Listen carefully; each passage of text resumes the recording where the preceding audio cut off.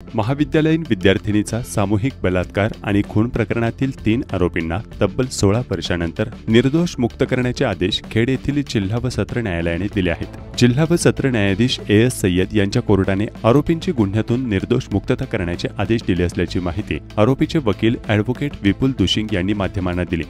23 जुलै 2009 रोजी खेड येथील महाविद्यालयीन विद्यार्थिनीचा सामूहिक बलात्कार करून खून करण्यात आला होता। त्यानंतर तिचे प्रेत विहिरीत टाकण्यात आले होते। विद्यार्थिनीचा मृतदेह मिळून आल्यानंतर खेड पोलिसात बलात्कार आणि खुनाचा गुन्हा दाखल करण्यात आला होता। तपासादरम्यान पोलिसांनी या 3 आरोपींना अटक करून न्यायालयासमोर हजर केलं होतं। त्यानंतर आरोपींच्या विरुद्ध दोषारोपपत्र दाखल करण्यात आलं होतं। सदर केसमध्ये सरकार पक्षातर्फे एकूण 12 साक्षीदार तपासण्यात आले।